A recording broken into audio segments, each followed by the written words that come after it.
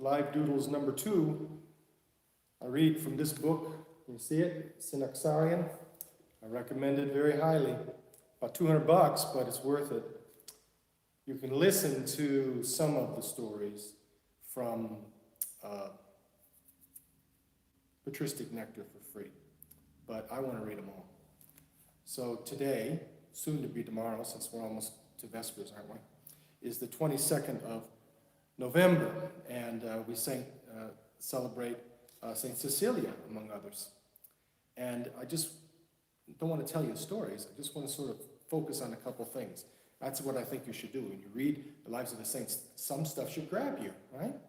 Well, what are we talking about all the time nowadays, right? We're talking about how whether we should follow the pandemic regulations or not, whether or not Christianity is being persecuted by them, whether or not people are becoming cowardly, et cetera, all this stuff, right? And people have all these attitudes about it, right? And I don't know. That's the way it is. So this grabbed me here. And I have a question for myself that I don't know how to answer right now. I don't know why there's darkness in the bottom of the screen. It's kind of weird. There's darkness there. It's kind of weird. I don't know why it's dark. But, I'm experimenting, and eventually I'll figure out how to do this. So, Saint Cecelia was martyred with Valerian and Tiburtius and Maximus the officer. And I love it when there's martyrdoms where there's one of the ones who's going to martyr them who becomes a martyr. And that was Maximus the officer. He was the one who was supposed to be the execution officer. And he actually was converted to the faith. It's a wonderful thing to see that. But what really grabbed me here is that the Christians were being violently persecuted in Rome. And so they were dying as martyrs of Christ, and their bodies were being thrown out into the elements, and they were forbidden to be buried. Yet, Valerian and Cecilia and Tiburtius would go by night and would give them pious burial. That was dangerous work, very dangerous work. One could say, foolhardy work, if one didn't understand how important it is to honor the dead and to pray for the dead. So I wonder, will we be doing dangerous work soon? I don't know.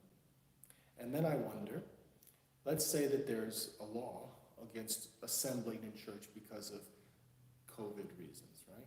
I mean, there's not a law against going and getting liquor and other things, but okay. There's a law against assembling in church. You cannot come to church at all because the virus is especially attracted to Christianity. So, what should my decision be? Should I still celebrate the services and get a huge fine or go to jail? Is my pastorship of the flock better served by doing that, or better served by trying to comply, or let's say, doing something on the down low, like doing things in home churches? That's a good question. I don't know the answer to that question yet. I really don't. I know that we read the martyrs. There were times when bishops ran away in order to be able to give guidance to their flock, and there were times when bishops went right up to the scaffold and said, I'm a Christian. So which is the best option? I don't know. But we have to be in awe of Cecilia and her companions, how they had such courage to defy the Roman law. And in their case, defying the Roman law didn't mean they would get a fine or even sent to jail. It meant they would be executed in the most heinous of ways.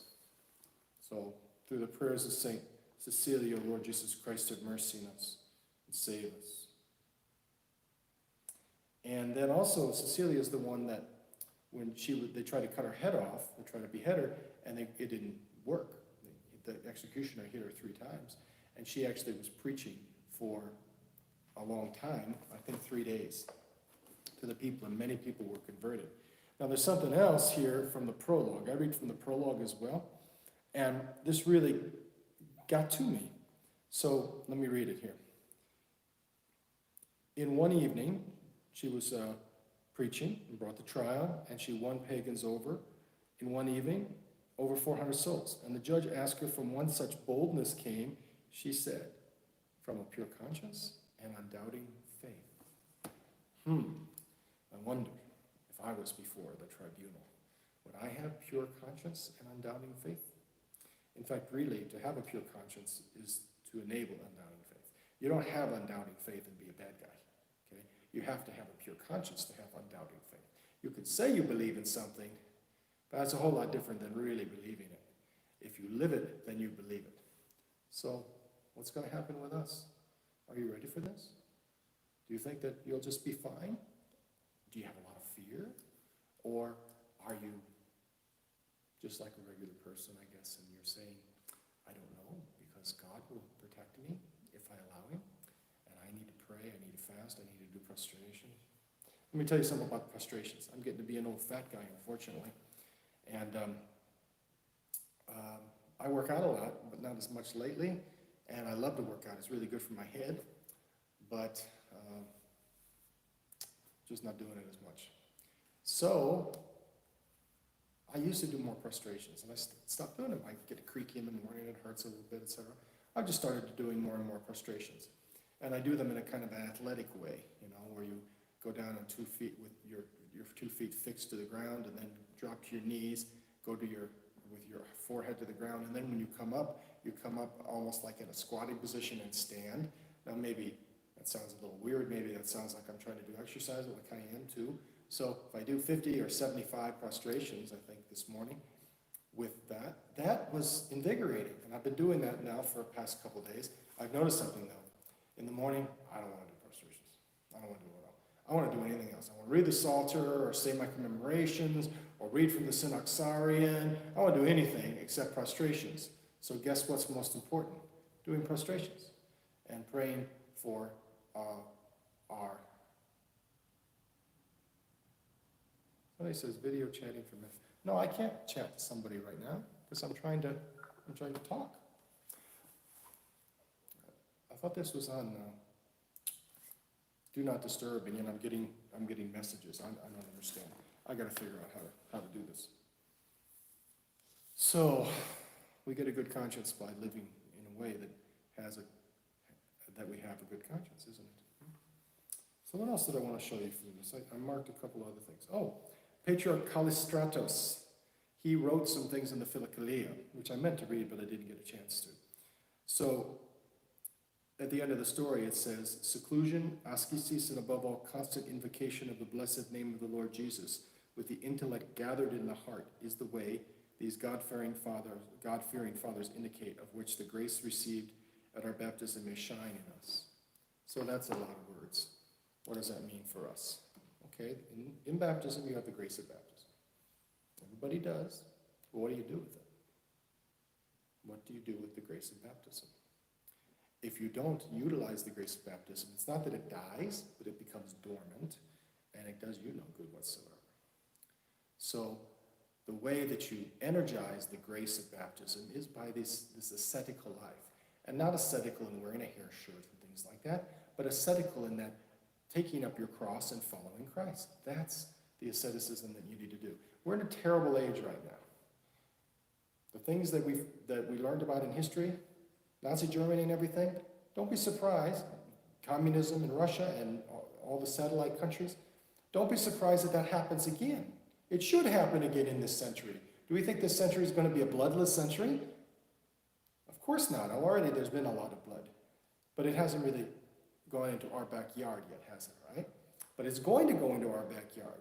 And I want to speak to you apocalyptically because you have to get it through your head that you can't just be doing same old, because you're going to die if you do that.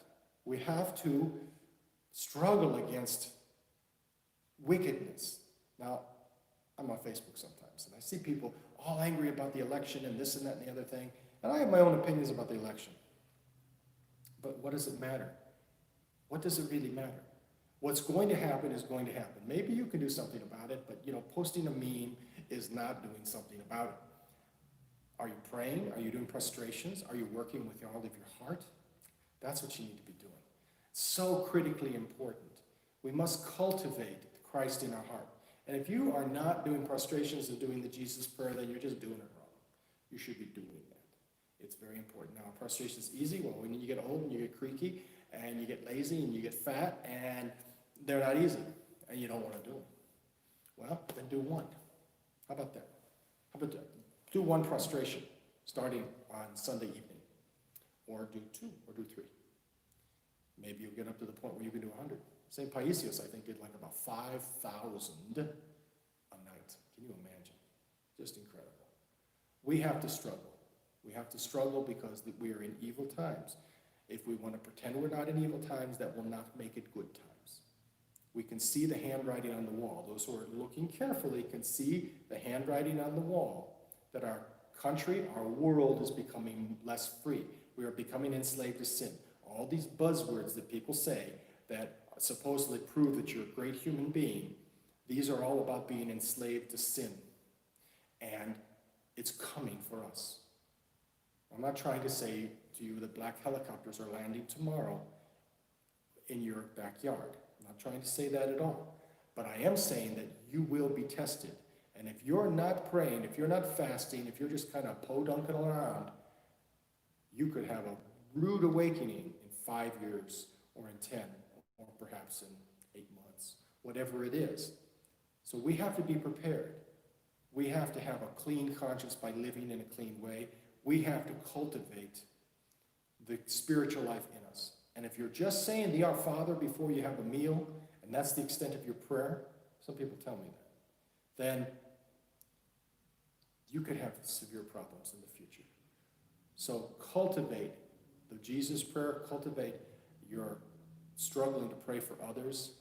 Don't just say quickie prayers. Start to increase your prayer. And you really can turn down that hamburger on Wednesday. It's really possible. It really is. And you really can not put cream in your coffee. It's really possible. And when you do those sorts of things, you develop some strength of character. It's not about not eating green because it's a rule. It's because you need to be stronger. So don't eat green on a Wednesday and a Friday, and don't eat hamburgers on Wednesdays and Fridays, and do your prostrations, and say the Jesus prayer, Lord Jesus Christ, have mercy on me, or Lord Jesus Christ, have mercy upon so-and-so, or Lord Jesus Christ, have mercy upon the world. If you hate Trump, Lord Jesus Christ, have mercy upon Donald Trump. If you hate Biden, Lord Jesus Christ, have mercy upon Joseph Biden. How about that? May God bless you, and may God help you in all things. We'll see how this turned out in a minute. God bless.